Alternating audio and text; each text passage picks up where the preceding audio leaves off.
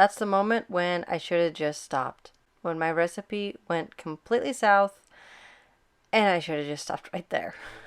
Hey, let's make some chili today. I've got a nice little sweet yellow onion that I'm just going to dice up really quick.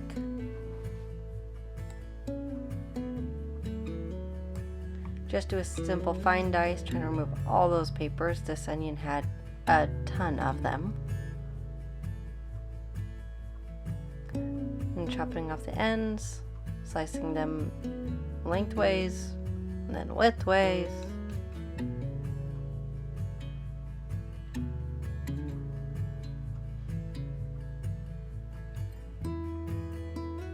And then getting started in my cast iron pan. Now this is going to be a slow cooker recipe, but with chili especially, I find it so important to start in my cast iron pan. I season it with a little avocado oil, turn it on medium, and then once it's warmed up a little bit, I will toss in that onion and let it caramelize.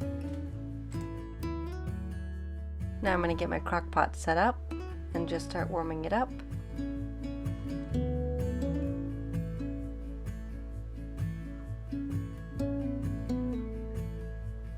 And check on those onions. This is a really simple and easy recipe. I love it because even though it has just very basic flavors, they're really deep flavors that make a huge difference. So I've got 3 pounds of low-fat beef there. I think I have a 93.7, so 93% meat, 7% fat, as little as possible. And I'm just going to let that brown for a while. But before it gets fully brown, I'm going to grab my seasonings, which is cumin, oregano, garlic powder, and kosher salt.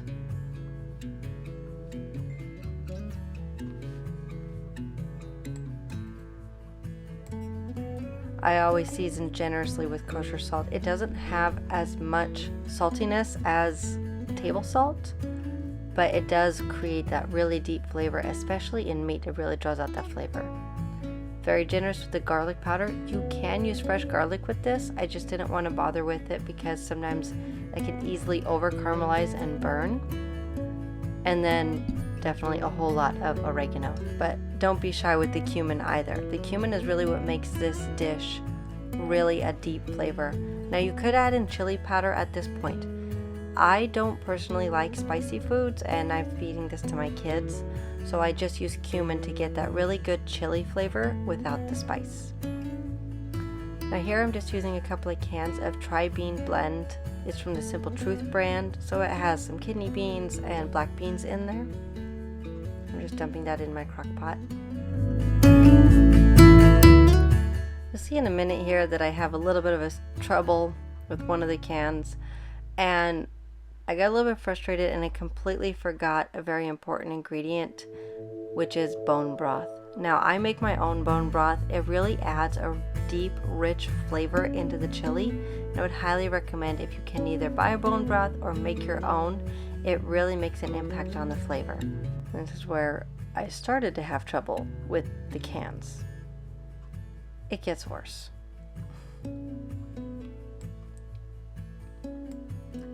I finally got that open. Now this was the really difficult one. You see I'm using a can opener on a pop top. Well, the pop top broke and the can opener didn't work because the pop top made the can too deep, so the can opener couldn't actually cut it open. I ended up just going and getting another can. I did eventually get the can open by flipping it upside down and opening up the bottom, but yeah, that went wrong. Checking on my beef, making sure it's browning well and stirring it around.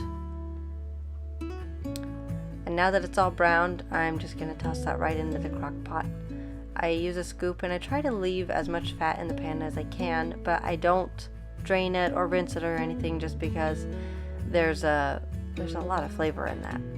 And I've already got a low fat beef, so it's not going to be too much in the recipe. And then I just set it on low on my crock pot for about 8 hours.